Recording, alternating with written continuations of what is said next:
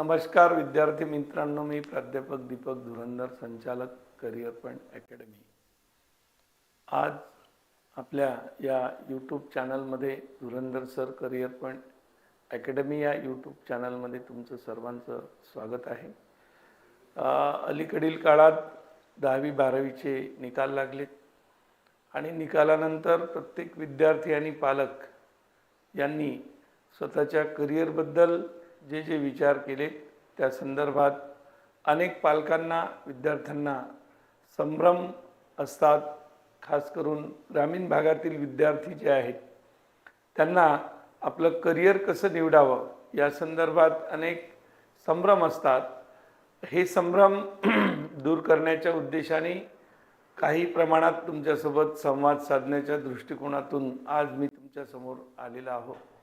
बघा, मी ज्या क्षेत्रात स्पर्धा परीक्षेच्या क्षेत्रात गेल्या 23 वर्षापासून काम करतो आहे, खास करून पोलीस भरती आणि सैन्य भरती, MPSC, क्लरिकल, कंबाईन ह्या ज्या परीक्षा असतात, ह्या परीक्षांचा जो अभ्यासक्रम आहे हा सर्वसामान्य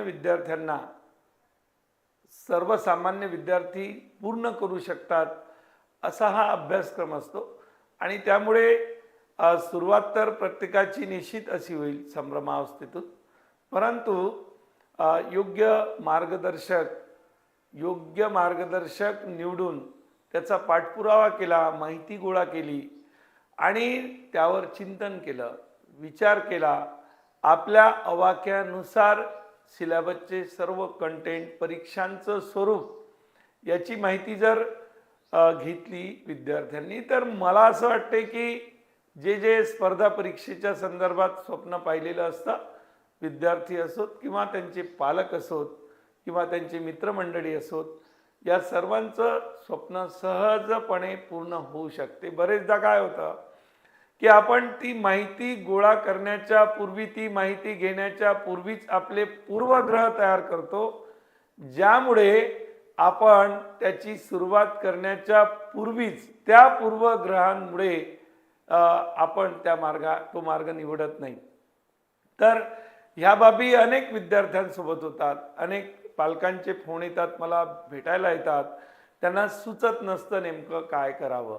मला असं वाटते की पोलीस भरतीचं जर करिअर करायचं असेल, सैन्य भरतीचं करिअर करायचं असेल, तर 10वी मध्ये ज्या ज्या विद्यार्थ्यांचं स्वप्न आहे 10वी पास झालेल्या त्या विद्यार्थ्यांनी सिलेबस, अभ्यासक्रम, परीक्षेचं स्वरूप, शारीरिक चाचणीचे इव्हेंट यांची पुरेपूर जाण करून घेऊन त्या बाबींचा पाठपुरावा जर केला तर 12वीचा निकाल येईपर्यंत 10वीचा विद्यार्थी त्याच्या 11वी 12वीच्या अभ्यासक्रमासोबतच तो पोलीस भरती असेल, सैन्य भरती असेल यांची तयारी त्याची झालेली असेल आणि जसाही 12वीचा रिझल्ट येईल तेव्हा त्याचा पोलीस भरती किंवा सैन्य भरतीचा सुद्धा रिझल्ट येऊ शकतो।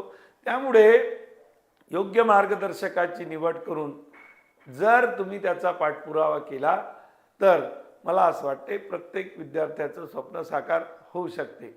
12वी नंतर बऱ्याच विद्यार्थ्यांना या बाबतीत संभ्रम असतात, म्हणून त्यांनी सुद्धा जे काही स्पर्धा परीक्षेचे कंटेंट आहेत, जे घटक आहेत, अभ्यासक्रमाचं स्वरूप आहे, परीक्षेचं स्वरूप आहे, याची पूर्णपणे जाण करून जर त्याचा पाठपुरावा व्यवस्थितपणे केला तर मला असं वाटते की हे विद्यार्थी सुद्धा त्यांचं स्वप्न पूर्ण करू शकतात। अनेक पालकांचे संभ्रम असतात, नेमकं कोणतं क्षेत्र चूज करावं, कारण त्या क्षेत्राबाबत प्रत्येक शासकीय नोकरीबाबत प्रत्येक पालक त्यांना असं नेहमी वाटत राहतं की खरोखरच आपल्याला शासकीय नोकरी आपल्या मुलाला लागेल का, काय नेमकी सुरुवात कशी करायची। ह्या ज्या अडचणी आहेत ह्या तुम्ही योग्य मार्गदर्शकाच्या माध्यमातून जर सोडवल्यात, त्यांना व्हिजिट केली, त्यांच्याशी संवाद साधला,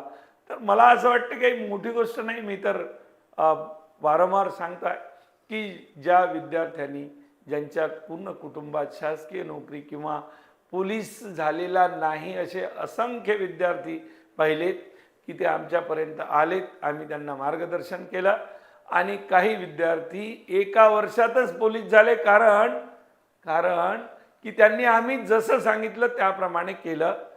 जे काही फिजिकलचे इव्हेंट्स आहेत त्याचा पाठपुरावा केला, प्रॅक्टिस केली, नियमानुसार केलं, समर्पण दिलं. अभ्यासक्रमाच्याही संदर्भात, कारण 10वीपर्यंत 12वीपर्यंत विद्यार्थ्यांना, सर्वच विद्यार्थ्यांना अभ्यासक्रमाची समज असेलच असं नाही. काही विद्यार्थ्यांना अभ्यास करणं आवडतो, काहींना आवडत नाही, आणि काहींना काही एक विषय ज्याला आवडतो त्याला दुसरा विषय आवडत नाही. ह्या सर्वांच्याच समस्या आहेत. परंतु 10वी 12वी नंतरचं असं एक वय असतं की प्रत्येक विद्यार्थ्याला असं वाटत राहतं की मी काहीतरी बनलो पाहिजे, मी काहीतरी झालो पाहिजे.